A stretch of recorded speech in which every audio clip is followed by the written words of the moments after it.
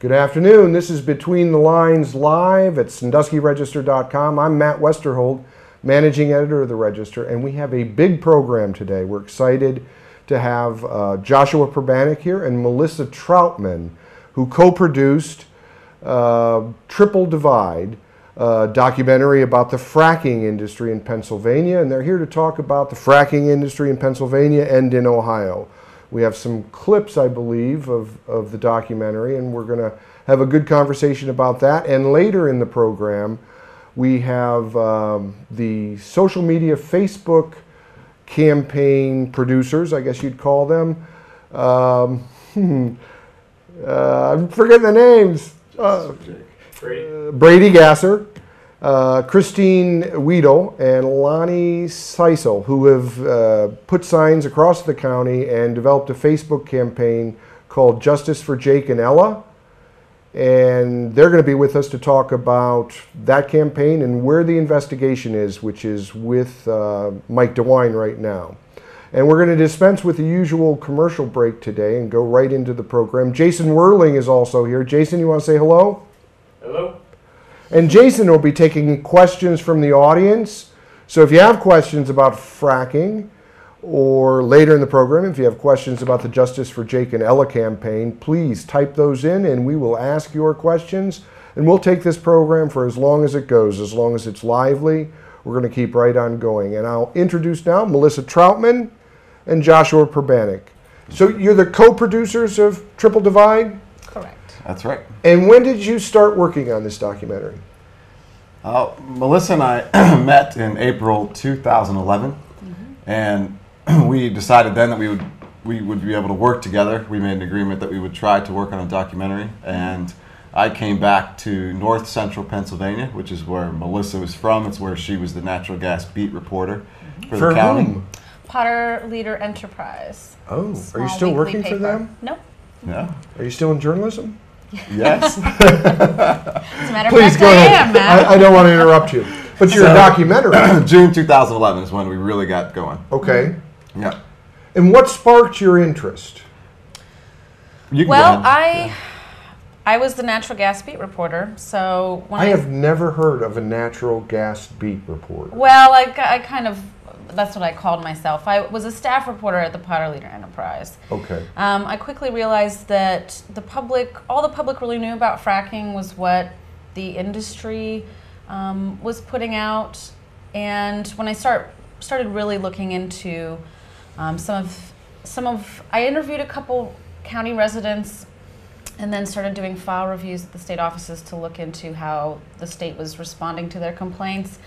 And I started to discover some really bad stuff. And around that same time, I met Josh, who asked if I wanted to do a documentary so we could look at this stuff more in depth. And you were already interested in the fracking industry by that time? Well, I had run locally, the Erie Wire, which was a regional newspaper. We syndicated investigative journalism, and part of the investigative journalism that we syndicated came from news organizations that covered fracking. So since 2009, roughly, we had been putting out stories that talked about natural gas drilling, talked about fracking, except I didn't understand that the scale of it, that the impacts were consistent pretty much with each well pad that was built.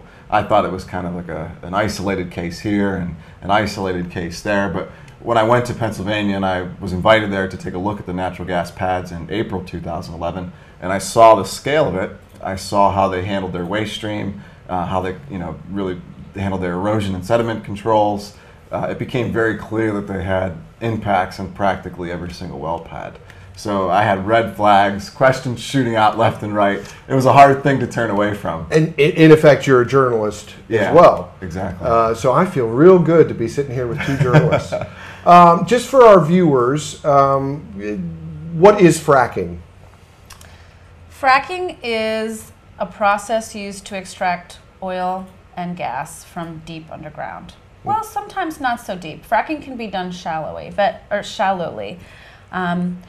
it involves drilling a hole into the ground and then pumping fluids, chemicals, proppants such as sand, using high pressures underground to fracture rock and then that will release the fossil fuels into the well. And the technology's been around for decades, since the 60s, or since the early 50s, I believe, late 40s. 40s. Yeah. Yeah. And it hasn't evolved much since then. It was a vertical frac. So we would drill down vertically, send down a small number of fluids, and then send those fluids down under pressure, and that would help to crack the rock and release different things. But there wasn't that much fluids involved, there wasn't that much pressure, there really wasn't the chemicals that are involved today. Once they were able to drill vertically,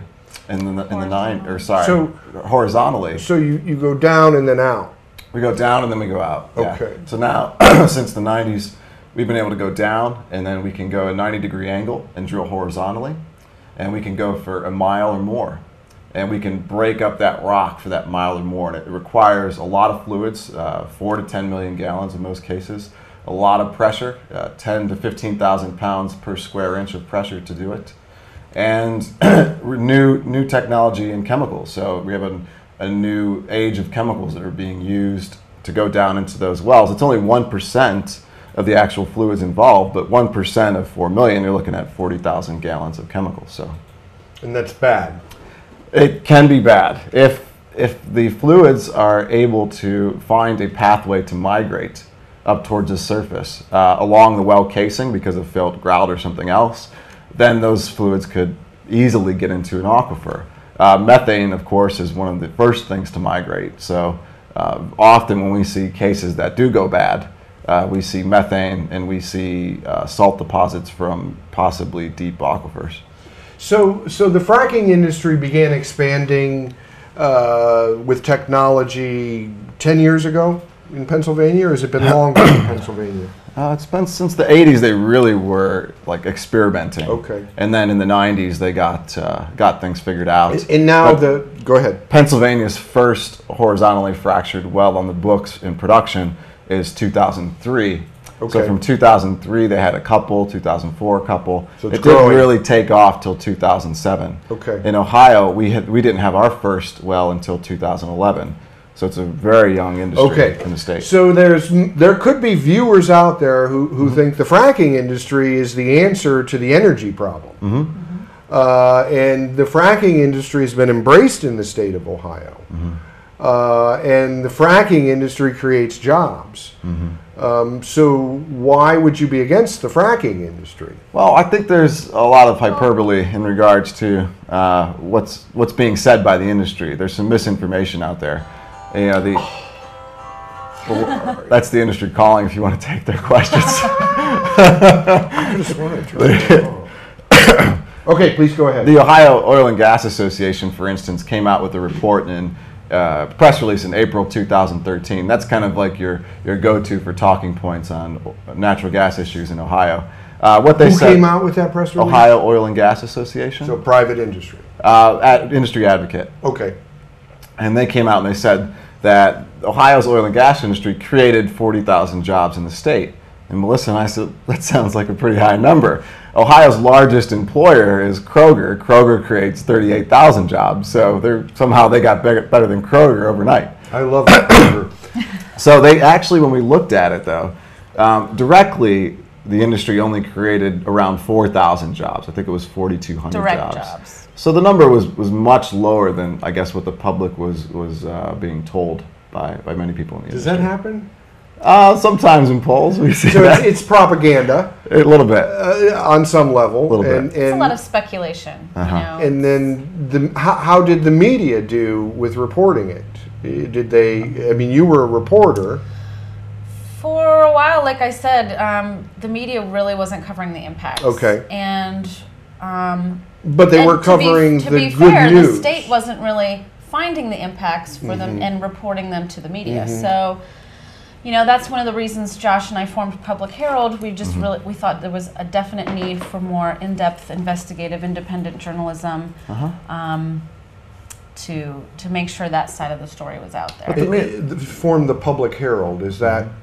The Public Herald, publicherald.org, is the nonprofit investigative news agency that Melissa and I operate. Okay. They're the ones that, or Public Herald's the one that produced Triple Divide. Okay. All right. and our board and whatnot. And does you mentioned Erie, Erie Wire? is that part of that as well? That's not. That's in limbo. Okay, I understand. And the documentary, Triple Divide, is going to be in Sandusky at the Harlequins Theater on Sunday. Is that right? It would be the 27th, which I believe is a Friday. Okay. Yeah. So Friday, September 27th at what time? 7 p.m. Okay. And you're touring the documentary. Yes. Is that right? Yes, we just finished the show last night. And where was that at? That was in Mansfield. Okay. They have a new coffee shop there called Relax, It's Just Coffee.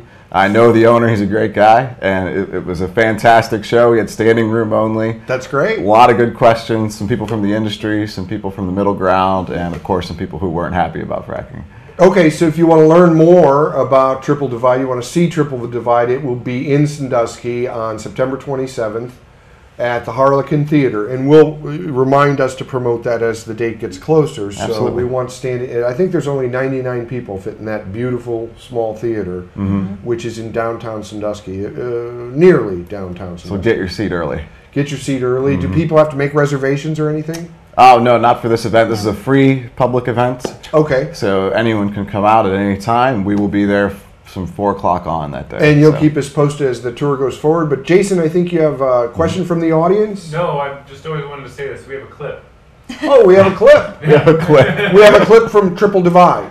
Excellent. All right. Do you want to? Hey, this feels good. Do you want to lead us into? Yeah, we this? can introduce that. Do you want to introduce this one? Are we doing the pre-drill or the waste, I believe. The waste clip, right? Yep. Okay. The waste clip, I don't remember what precisely is in this clip. The waste, there was a lot of discrepancy about how waste was being monitored in Pennsylvania, how the laws were handling it. And Melissa and I found that there were some serious problems with the way that they were handling solid waste, which is drill cuttings, mud, and some flowback fluid in some cases. They put them into pits, and we found that they were sort of burying those pits illegally, and we found that they were burying them into seasonal high water tables. So you're going to see in this clip where that particular incident happened, and a woman's water was affected. And unfortunately, the state did not hold the gas industry accountable because the gas industry was able to fall into one of the loopholes of getting out of the problem. Excellent for them. Yeah. All right, Jason, are you ready? I'm ready. All right, we're going to go to a clip from Triple Divide.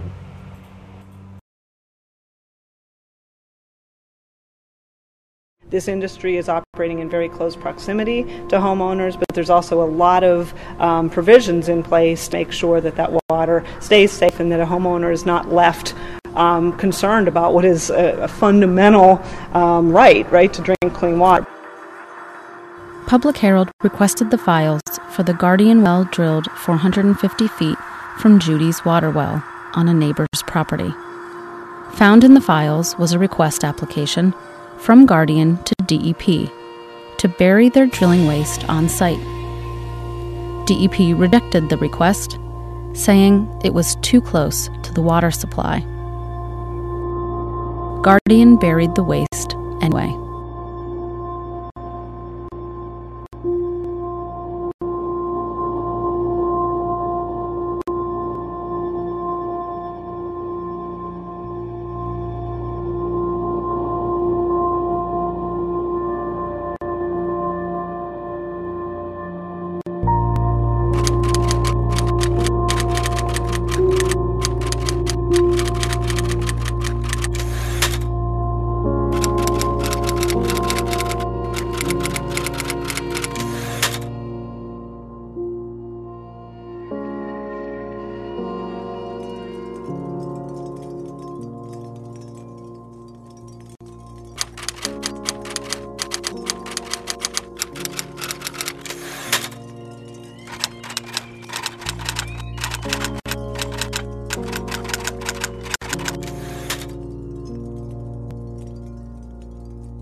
According to DEP records, no legal enforcement or fine was issued to Guardian for potentially impacting Judy's water supply by burying the waste on site despite the denied application. The DEP files for Guardian's well did not include any mention of Judy's complaint, her water tests, or any correspondence regarding the potential impact to her water supply. DEP never told Judy about the buried waste pit.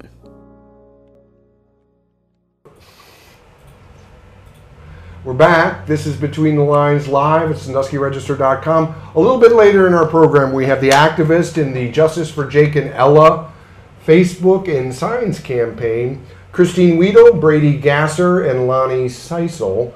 We're going to talk about that case, how it's with the Attorney General and where it's at right now and where they think it might be going. But we're going to come right back to Melissa and Josh talking about the documentary Triple Divide and the fracking industry. That clip, what? So that clip demonstrates what can happen even though the state of Pennsylvania claims it has world-class regulations for regulating the fracking industry, and yet we're still seeing a lot of issues.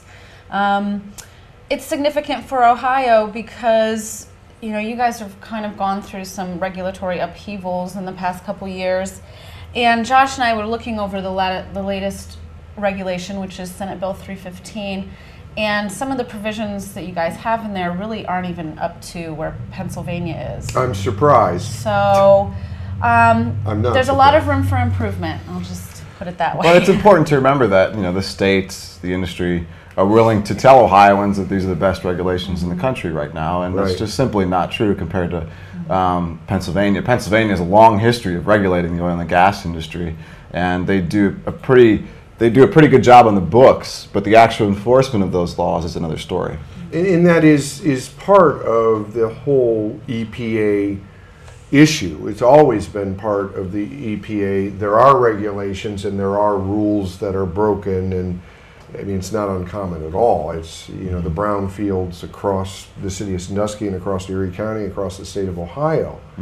A lot of them were created after the foundation of the EPA in 1970. Well, brownfield's a good point. In Judy's case, the clip that anybody who was watching just saw, you know, they're burying contaminants there that are similar to the contaminants that we find in brownfields that we have to then use federal dollars, state dollars to go and clean up.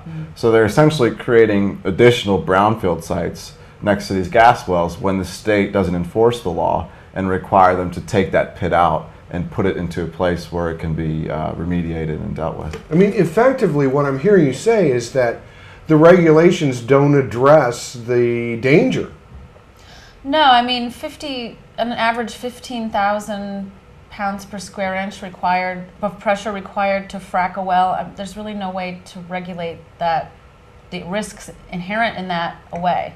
Well, the regulators have been willing to look away from the danger too. You know, there's some great field staff in the Department of Environmental Protection in Pennsylvania. There's no doubt about that. They take excellent notes. Melissa and I sit there and read over those notes and understand what's going on. It's the administrative staff who's not willing to step up to the plate and hold that industry accountable. You know, issue positive determination letters when they have contamination to a water supply. You know, right now they've issued roughly 161 positive determination letters in Pennsylvania saying that 161 water supplies have been contaminated due to natural gas drilling. And what's it mean when a water supply, an aquifer, is that the right word?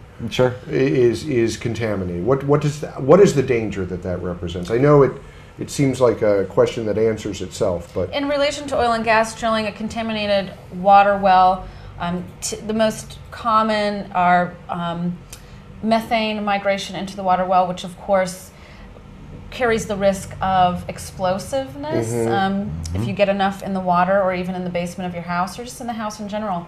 A lot of people who've had methane contaminated water wells, for example, we'll see in the file where it says that the Department of Environmental Protection has notified the homeowner that they should shower with their windows open because you don't want the house to explode due to methane collecting in your house from your water. You should, and if you get that letter, you should put your house up for sale and find a new place to live.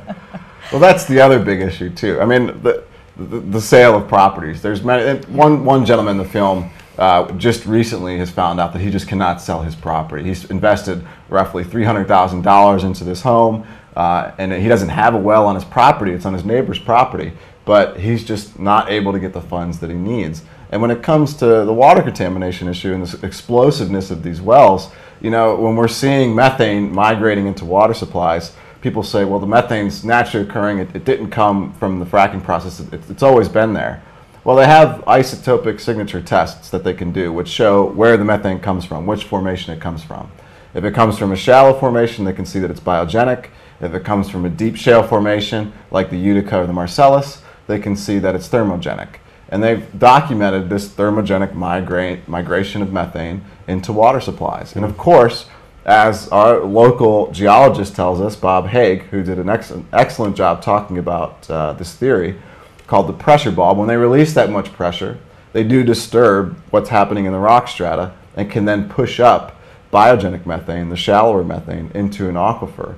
So it's not to say that fracking doesn't also cause that possibility. But the explosiveness of this methane has always been an issue. Plus we see high levels of barium, high levels of arsenic, high levels of strontium, manganese, lithium, heme, oil, and grease. Which are naturally occurring materials, but in high concentration. But they're not supposed to be in our drinking water wells, and it's the drilling and fracking that's kind of pushing them into our water supply. And so them being in the water supply presents a danger if it's consumed in just living. Sure. I mean, if the complaint files, Melissa and I finally got access to the complaint files in the Department of Environmental Protection. We've been looking to try and get them for 2 years, and they just got opened up to us. So for the last 5 months, we've been scanning complaint files, and we see complaints where the people call in and they say, hey, our water's purple. Could you please come over here and take a look at it? And Talisman Energy or whatever energy company comes in, and they bring in their methane detection levels, and their methane readers can't handle the amount of methane spewing out of the well, and it's in some cases almost breaking their meters. But you see other ones where they say our water well cap blew off, or there was a geyser that erupted in our hunting club. So there's a lot of scary stories, and they're real. When you say you've finally got access to those complaints, are those federal documents? These are state documents. State documents. So there's a state EPA agency in Pennsylvania. It's called the Department of Environmental Protection. Okay. And they regulate the oil and gas industry, like the ODNR in Ohio, who regulates Ohio's Utica Shale and Marcellus. The DEP regulates the Marcellus in Pennsylvania. Okay. Well, we're talking about Triple Divide, a documentary about the fracking industry in Potter County, Pennsylvania, and what the potential impact, what the impact is there and what the potential impact could be for Ohio. Triple Divide will be screened at Harlequin's Theater at what time? 7 p.m. 7 p.m., September 27th. And it's on tour in Ohio. But it's also gotten attention. Actually. It's available online. Okay, and where would our readers go to see it online? Our go viewers? to tripledividefilm.org and see clips of the film, see all of our tour dates. Okay. And you can rent or download the film as well. Okay, this program, Between the Lines, is available for demand viewing after this program, and we'll put that information right on the screen, right, Jason? Yep. And but you've also gotten some attention overseas with Triple Divide. Tell us about that. We had a producer call us from Europe last month, actually, because he was so excited after they watched the film. He wanted to work with us to do screenings across Europe, and we've had other people ask us to do screenings in Europe, so they're setting those up now since fracking has just gotten underway in Europe. They have one of their first test wells, which was protested over the last 4 or 5 weeks, and I'm sure still is being protested in Sussex. And Australia, too. Australia is another place that's been looking to screen the film. It's in the southern hemisphere. Yeah. Way far away, but it is on planet Earth. Jason, are there any questions in the interactive chat room? No, but we did have the other clip. We have another clip. I want to remind our viewers that the Justice for Jake and Ella group is going to be here in a little bit, and we have another clip. Why don't you tell us about this clip from Triple Divide? This clip is a good example of the regulators looking away from the impact, looking away from something when something bad happens, and exactly how they do it, and also for people that for the people that have been told that there's no impact to water supplies. This is one of the ways that they get out of being responsible for an impact to a water supply. In that the government says it's okay, so it must be okay. And the industry dismisses their own science. Okay. Yeah. All right, we have a clip from Triple Divide, the documentary about the fracking industry. Jason?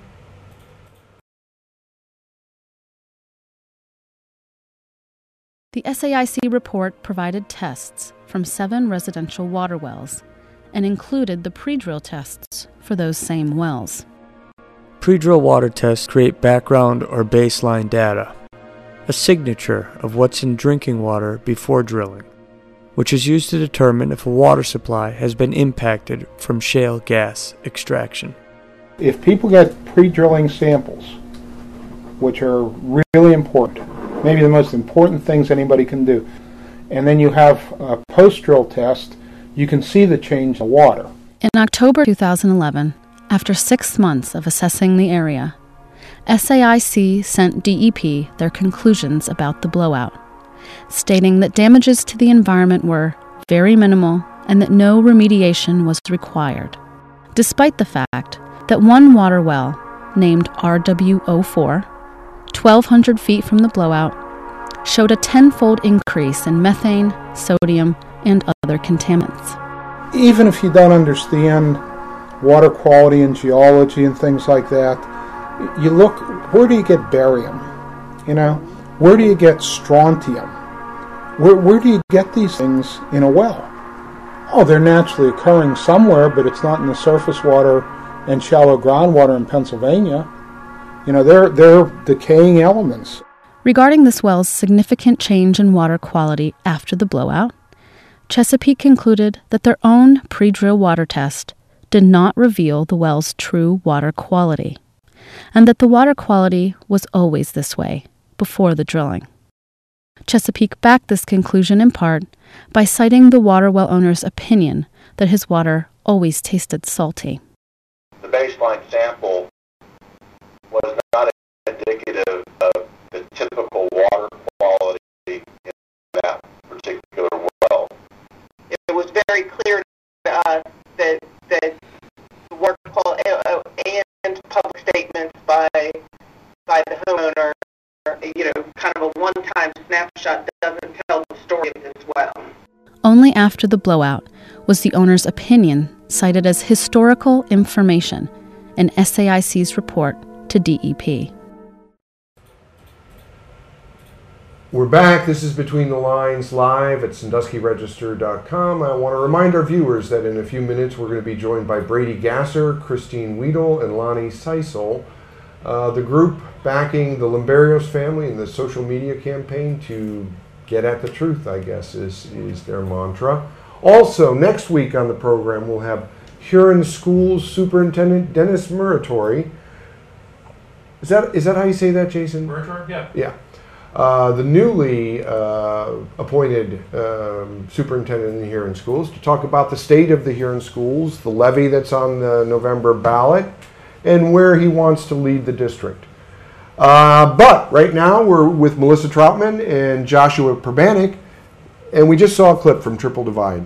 So the clip was dealing with the pre-drill testing scenario. Probably the most important thing that somebody on a private water supply can do if oil and gas drilling is coming into their area is get a pre-drill water test from a EPA certified laboratory and get what's commonly called a Tier 3 test to cover all of the parameters associated with oil and gas drilling. In this clip you see, or viewers would have seen, that the industry can get out of liability that's normally attributed to a pre-drill test. So I'm kind of screwing up this description, but Josh, take it away. If you have a pre-drill test, then you have evidence of the damage that was done. You've got evidence. You've got evidence that says my water was clean. They're saying, wait. We didn't take enough tests when we did that. Their water actually changes in the spring, and it's much dirtier. And that arsenic that wasn't there before actually appears. So it's a backdoor for the industry to walk away from the liability or the damage that they've done to residents, or it could be. And a Tier 3 pre-drill test can cost, on average, around $1,000. And the industry pays for that, or well, it would be the industry does do pre-drill testing in the state of Pennsylvania. The industry is presumed liable for water contamination that happens within 2,500 feet of their fracked well, within 12 months of that well being drilled or fracked. In Ohio, your regulations require pre-drill testing within 1,500 feet. Mm-hmm. But we've seen fewer feet. We've seen contamination from up to 3 miles away from a well. Yeah, we've seen a plume of contamination in one particular case in Bradford County. That gas migration investigation has a plume of contamination that stretches roughly 4 miles long between 3 different townships. So, Bradford County, Pennsylvania. Bradford County, northeastern Pennsylvania. And one of the concerns is the regulations in Pennsylvania are more stringent than they are in Ohio. Mm-hmm. That is one of the concerns because it's been understood that Ohio's new regulations with Senate Bill 315 would be better than most of the other states. And they haven't taken a close enough look at Pennsylvania, their own neighbor. What is the status of House Bill 315? The rules have not been written for House Bill 315 yet. So that's legislation in the process. That's right. I imagine the industry's lobbying legislators. Legislators are under an immense amount of pressure from the industry. Yes. Okay. Yes. Is there any safe way to frack? I kind of like the word, but go ahead. Not that we've found. There are just inherent risks. Mm-hmm. Every time you punch a hole through the groundwater aquifer, it's a risk forever. Even wells that are properly closed and plugged will leak over time, and unless you're constantly monitoring forever, it's always a risk. Yeah, this is an exciting time for homeowners. So people are getting a chance to get paid for their property, to get their land leased. Difficult economic times. Very difficult economic. Farmers who struggled with the dairy industry falling apart, with the commodity industry falling apart, have a chance to get an extra income from the industry, and they think that's going to be a great thing. And it is, in very few cases it is, but there are very many cases in Pennsylvania where 5-6 years down the road, the farmers who believed that the energy industry was there for America's energy independence, the farmers who believed that this was going to be a good thing for them, have begun to sing a different tune, and they've finally opened up to us. After they had a chance to see the film, kind of understand that, listen, we're coming to you with just the evidence, this is the middle ground, you can make up your mind after this, that they've opened up to us and been willing to talk to us. So we've been able to document crop yield losses, losses in property value, impacts to their water supplies, and their stories, which are really interesting. Farmers aren't used to going in front of the camera and speaking to the media about their issues. They tend to handle it with the industry, but that's changed a little bit recently. Very good. Triple Divide at the Harlequins Theater in Sandusky on September 27th, and I should have written down the time. Yeah, if I can, it's 7 p.m. and we should thank the Ohio Environmental Council, who is also a really good resource for legal questions. And the Sierra Club. And the Sierra Club, who's helped us out during this tour. We have 8 dates left across the state of Ohio, and of course our final date is in Sandusky. Oh, great. And we will be there, and we'll get reaction from your audience, and we'll report it the next Monday. Excellent. I want to thank both of you for being on the program. I've thoroughly enjoyed learning more about the work you're doing, and I mentioned to you that I thoroughly enjoy having 2 journalists, 2 new age journalists right next to me. I think what you're doing is pretty incredible work, and I really appreciate you coming and being on the program. Yeah, Matt, thank you for inviting us. You're welcome. Jason, we're going to take a short break, and then we're going to bring in the Limberios group, right? Correct. This is Between the Lines live at SanduskyRegister.com.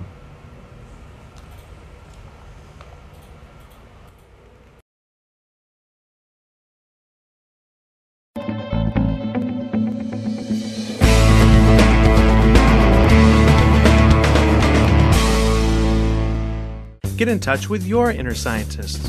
Transfer degrees in science, technology, engineering, math, and medicine at Terra State Community College. Start here, go anywhere. Learn more at terra.edu. Are you the only one still using the book? Get found at firelands411.com.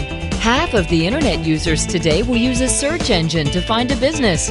Make sure you're found at firelands411.com, an all-local business directory with phone numbers, addresses, and more. Your customers are looking for you. Claim your free listing today at firelands411.com.